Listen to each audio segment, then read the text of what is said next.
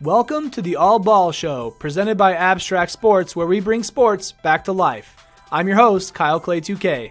In the All Ball Show, we focus on basketball-only content, and to tip things off, I'm covering every single team in the NBA from worst to best in each conference. I'm going to look at their rosters and discuss how I think they're going to perform this upcoming season. And now for my favorite team in the NBA, let's talk about the number 11 team in the Western Conference last year, the Los Angeles Lakers.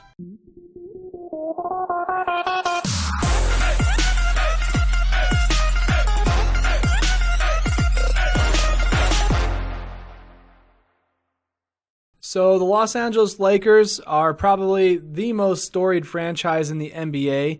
The Boston Celtics are right there. The Boston Celtics have more championships than the Lakers, not by many, but they do have more. And the Lakers are also known as the Showtime Lakers because back when Kareem and Magic were on the team, Jerry West and all those guys, I mean, they really did put on a show for the crowd in Los Angeles. So I'm going to try not to bore too many of you with the Los Angeles facts and stuff. I'm honestly not much of a trivia guy anyway. I don't know all the facts. I just watch and enjoy the game in the moment, and doing things like this kind of help educate me a little bit more on some of the things I don't know too much about. Their head coach is Luke Walton.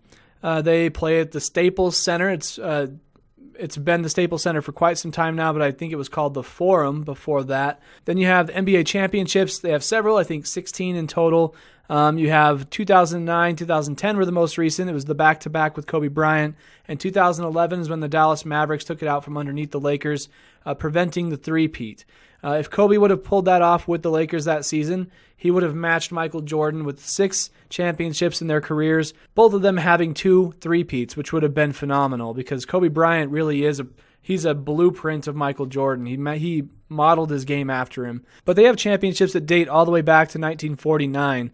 They actually started out as the Minneapolis Lakers, so some of their older jerseys you see that have the MPLS, I believe that is an abbreviation for Minneapolis, but they're like powder blue and yellow, kind of like the Chargers colors have been in the past. But then they have a championship in 1949, 50, 52, 53, 54, so you have a three-peat there, then 72, and they went on a little drought. They had 80, 82, 85, 87, 88, 2000, and so 2000 is when Kobe and Shaq were there. You have 2000, 2001, 2002. That was the first three-peat.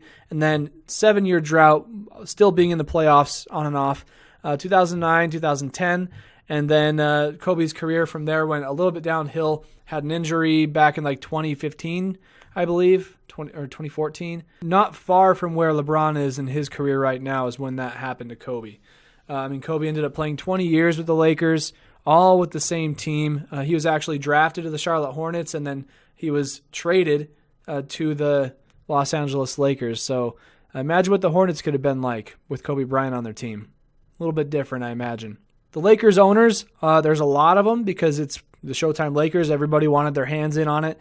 They are Philip Anschutz, Ed Roski Jr., Patrick Soon-Shiong, Joey Buss, Johnny Buss, Jesse Buss, Jim Buss, Jeanie Buss, who is the most active owner, I would say, and Janie Buss. Did you know the Los Angeles Lakers have the second highest all-time NBA regular season win-loss record percentage of almost 60%? That's pretty dang good. So the Lakers, they made a massive improvement last season from previous seasons. They had 35 wins and 47 losses, and they almost, towards the end of the season, they made a run that could have got them into the playoffs. They could have had that last seed, but there were a couple teams that just kind of took off and prevented them from doing that. 19-33 in conference play, 20-21 at home, 15-26 on the road. In their last handful of games, the Lakers were still, they were right there. So let's take a look at the players that were on the Los Angeles Lakers roster last season, throughout the entire season. There were actually a lot, 24.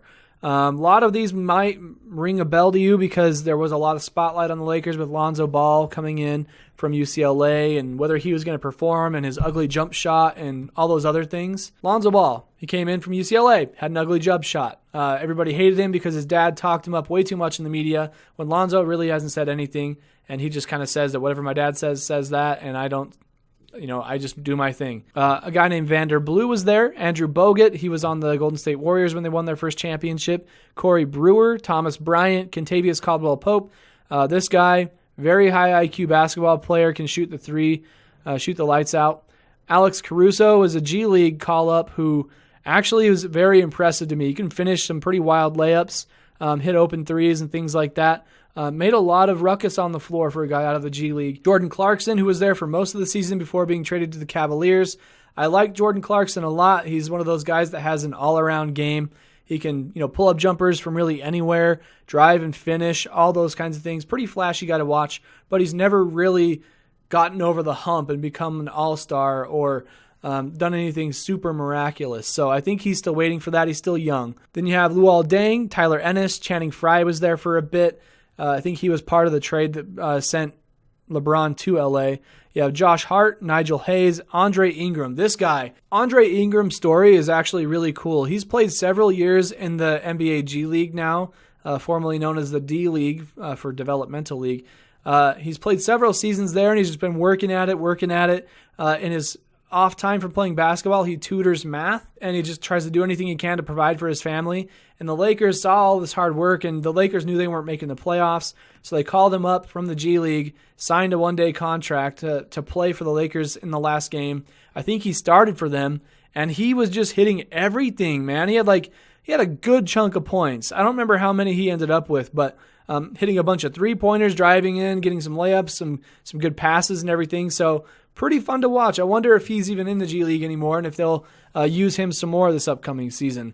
I'm sure that paycheck helped him and his wife out with some bills that weren't quite covered from the G League paychecks they get, which are significantly smaller. Then you have Brandon Ingram, not related to Andre Ingram, but Brandon Ingram, he's only on his third or fourth year, I believe. Kind of been compared to Kevin Durant because he's tall and lanky, but he can shoot the ball and do all the things that Kevin Durant can do. He just needs to be more assertive, have more confidence in his game. Then there's a kid named Kyle Kuzma out of Utah State. This guy's also kind of like Jordan Clarkson, but a bigger size guy. He can kind of do it all. He can shoot threes. He can drive and finish. He's even got a baby hook in his game. Like he'll be running across the lane and all of a sudden bust out this baby hook like Kareem or Magic, and it's pretty awesome to watch. It's like a flash from the past. Brook Lopez was there for a little bit. Good three-point shooting center. Larry Nance was there for a while, but he was a part of the trade with Jordan Clarkson to go to Cleveland to help LeBron try and win a championship, which didn't end up happening, obviously. Gary Payton Jr., which is, the Glove's son. The Glove being Gary Payton, the guy who used to play for the Supersonics back in the day, also played for the Lakers at one point in his career. Then you have Julius Randle, who's still there. Actually, not anymore. I know Julius Randle got traded to the Pelicans. It's going to be really weird seeing a Lakers team without Julius Randle, Jordan Clarkson, and Larry Nance, because I grew to like those guys quite a bit. I know that they kept some of their better parts. I thought Julius Randle was one of their better parts. I think they got rid of him because he played too much of a similar role that LeBron will play, where they drive through the lane and just try to finish. So they didn't want to have two guys clashing like that. And I don't think Randle wants to come off the bench. So he plays for the Pelicans now. Isaiah Thomas was there for a bit. He got traded to the Denver Nuggets. His career's kind of going in an interesting direction. Then you have Travis Ware, who was a call-up from the G League.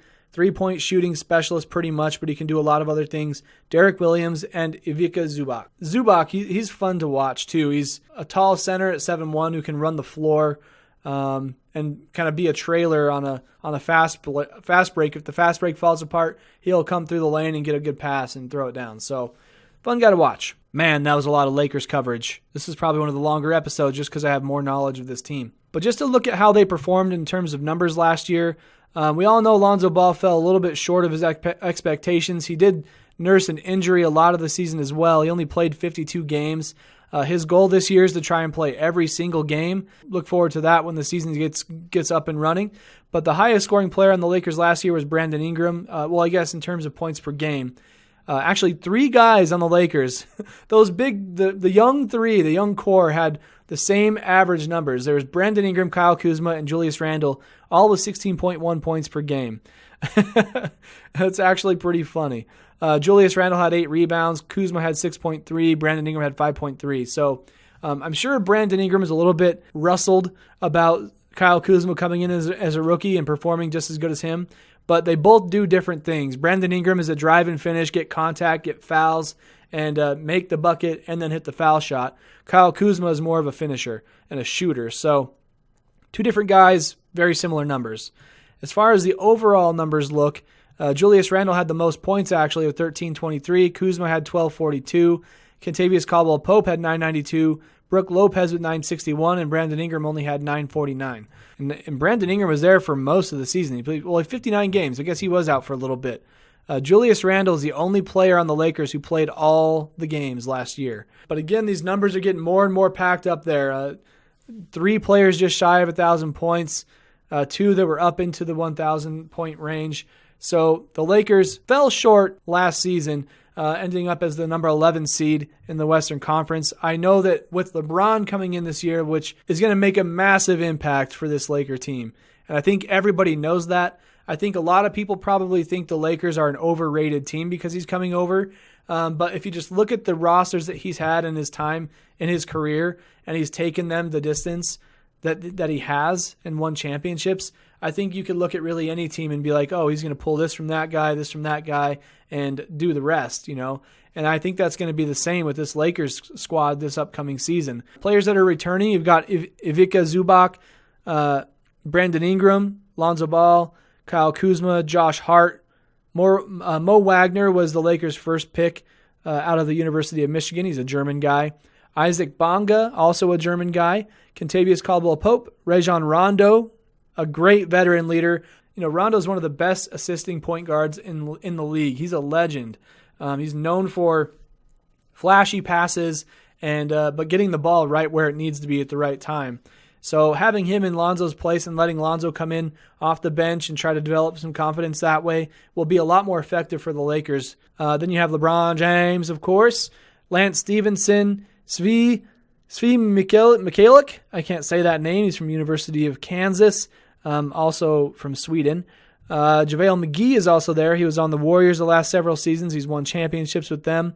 So it'll be interesting having him and LeBron on the same court, and when they go to play the Warriors, to see how that's going to play out with those two California teams. Then you have Alex Caruso, who's also on that two-way contract still. I think he has shown enough to be on a two-way contract, honestly. Michael Beasley's also there, and Travis Ware, another G League guy. There have been fans who appreciate and those who don't appreciate the fact that LeBron's in LA. Lakers fans are very passionate. I think that what they should care about is the fact that they're going to be getting more wins this season and potentially battling for a championship. I'm not saying they're going to. That's not my prediction. My prediction, Lakers are going to be a number 2 to number 6 seed, but they're not going to be a number 1. And if they get to the number 2 seed, it's going to be a hard-fought battle. I'll give you my prediction on who I think is going to win the finals at the end of this NBA preview show. There were fans who put up murals of LeBron coming to LA, and then there were people who went and defaced those murals. Not only is that dumb because they're hating on LeBron James when he's going to be bringing the Lakers a big deal, also hurting the artist's work. You know, I mean, they obviously photographed it and they got video footage of it going up and all that. You're defacing somebody's artwork effectively, and that's not okay. But with that, it's been really fun to watch LeBron this offseason. You can tell he's always been a happy guy. Like if you follow him on social media and all that stuff. But because I'm a Lakers fan, he came to LA. I followed him even more closely than ever. And he's just a generally positive, happy guy. And very thoughtful posts on Instagram. And I promise you, if you follow him on Instagram, you will not regret it. And that does it for this episode of the All Ball Show presented by Abstract Sports. How do you think the Lakers are going to do next year with LeBron James? You think they're going to crush it and move their way up the ranks in the Western Conference? Well, let us know how you feel in the comments below. Also, be sure to hit that like button and let us know that you enjoyed this content. And don't forget to subscribe if you want to get notified when we come out with more basketball content throughout the season. I'm your host, Kyle Clay 2K. I'll see you in the next one.